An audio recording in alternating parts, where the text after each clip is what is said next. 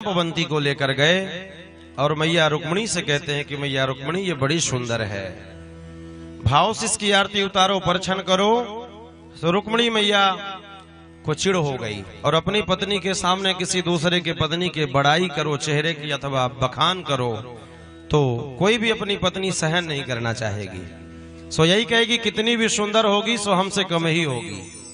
सो रुक्मिणी मैया ने कह दिया मैं श्राप देती हूँ, यदि इतना गुणानुवाद कर रहे हो सो कितनी भी सुंदर होगी हमारी तरह हो जाए, हमसे ज्यादा सुंदर ना हो। सो भगवान ने कहा यही तो हम चाहते थे कि यही तुम कह दो। सो रुक्मिणी की सरीखे जाम्बवंती भी हो गई।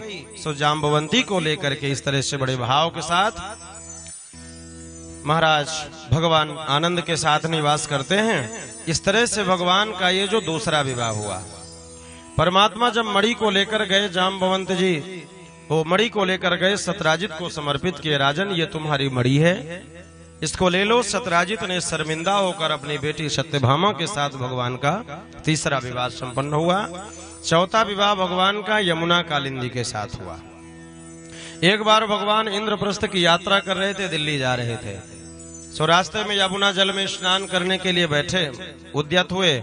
जैसे स्नान करके बाहर निकले सो उन्होंने देखा एक घाट में एक बेटी एक पैर उठाकर भगवान सूर्य की आराधना कर रही है। भगवान ने अर्जुन को भेजा, जाकर पूछो ये बेटी किसका आराधना कर रही है और क्या चाहती है।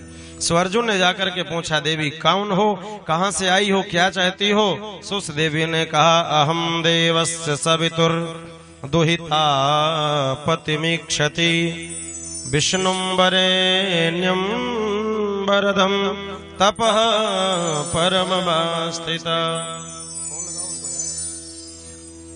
मैं यमुना कालिंदी में सविता की दुहिता, मेरा नाम यमुना कालिंदी है और हम भगवान श्री कृष्ण को पति रूप में प्राप्त करना चाहते हैं, इसलिए हम भगवान की भक्ति कर रहे हैं। अर्जुन ने जाकर भगवान से कहा कि प्रभु आपके योग बड़े अच्छे चल रहे हैं, आजकल आपको विवाह करना चाहते हैं, आपको पति रूप में चाहती है। सो भगवान ने कहा जब ऑफर सामने आए तो ठुकराना नहीं चाहिए। परमात्मा ने कहा सुभश्य शीघ्रम, जल्दी करो, और तुरंत आकर के परमात्मा ने यमुना कालिंदी जी के साथ विवाह कर लिया। ये भगवान का चौथा विवाह हो गया। प्रेम से बोलवा के बिहारी लाल की। ये भगवान का चौथा विवाह हुआ। पांचवा विवाह भगवान का मित्र वृंदा के साथ हुआ, छठवां सत्या के साथ हुआ और सातवां विवाह भद्रा के साथ हुआ, आठवां विवाह भगवान का लक्ष्मणा के साथ हुआ। इस तरह से भगवान के 8 विवाह तो अलग अलग हुए। महामुनि सुखदेव जी कहते हैं राजन भगवान के ये 8 विवाह तो संपन्न हो गए। अब जब ये 8 विवाह संपन्न हो गए, महाराज भगवान के विवाह 16,108 हुए। परीक्षित जी ने कहा प्रभु एक एक विवाह होने में कितनी देरी लगी होगी। ने बोले नहीं परीक्षित, ये 8 विवाह तो अलग अलग हुए पर 16,100 विवाह एक साथ में हुए। सो परीक्षित जी ने कहा मैं ये कथा जानना चाहता हूँ।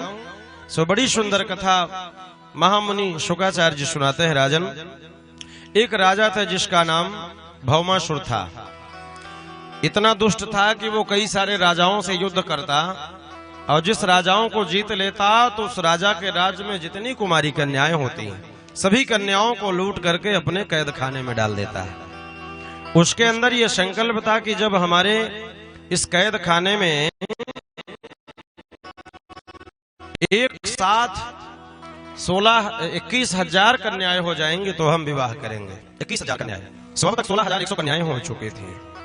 इन कन्याओं ने गोविंद का नाम सुना तो भगवान से इन्होंने प्रार्थना किया कृष्णाय वासुदेवाय हरे परमात्मने प्रणत क्लेशनाशाय गोविंदाय नमो नमः। इस तरह से इन गोपियों ने, इन कन्याओं ने परमात्मा को पुकार लगाई। इन राजकुमारियों ने भगवान को याद किया, हे प्रभु अब आपके अलावा मेरा इस संसार में कोई नहीं है। सो भगवान तो जन जन की पुकार को समझते हैं। परमात्मा ने क्या किया, बोले सबको बुला के गए और भौमासुर नामक दुष्ट को मार करके सारी कन्याओं को बंधन से मुक्त कर दिया परमात्मा ने। बोल भक्तवत्सल भगवान की जय हो। और ये मंत्र यदि हम सभी लोग रोज सुबह जपते हैं तो हमारे पास जो बहुत सारे बड़े बड़े बंधन होते हैं वो बंधन से व्यक्ति मुक्त हो जाता है।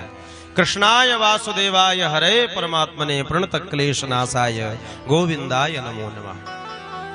सो ये सारी गोपियां जब बाहर निकली, सबने भगवान के चरणों में प्रणाम किया। प्रणाम करते हुए कहा, गोविंद अब हम कहाँ जाएं? हमारे परिवार वाले हमको नहीं अपनाएंगे, हम कहाँ जाएंगे? या तो समाज में दुराचारता फैलेगी, या तो हम लोग प्राण दे देंगे, कहाँ जाएं? सो गोविंद अब कहाँ जाएं? परमात्मा ने कहा, जब सारे दरवाजे बंद हो जाते हैं, जब सारे परिवार के लोगों के दरवाजे बंद हो जाएं, रिश्तेदारों के दरवाजे बंद हो जाएं, तो चले जाना घोंघरा मंदिर और रात में 2 बजे दरवाजे को खटखटा देना। अवश्य मेरी माँ की नींद खुल जाएगी और मेरी माँ आपको अपने शरण में ले लेगी। बोलिए भवानी मैया की। इसलिए जब दुनिया के दरवाजे बंद हो तो भगवान के दरवाजे चले जाना। भगवान कहते हैं जिसको दुनिया ठुकरा देती है उसको हम स्वीकार कर लेते हैं। सो आज परमात्मा ने कहा, चलो कोई बात नहीं, क्या इच्छा है? इन्होंने कहा, हम आपके चरण शरण चाहती हैं। शिव भगवान ने कहा, बिल्कुल। और परमात्मा ने कृपा करके इन सारी गोपियों को द्वारिका ले गए और द्वारिका में ले जाकर एक साथ मंडप में परमात्मा ने सबके साथ सुंदर विवाह रचाया है। इस तरह से भगवान के कितने विवाह हो गए? 16,108। ये परमात्मा के सुंदर विवाह हुए और भगवान ने एक मंडप में सुंदर विवाह किए और सभी लोगों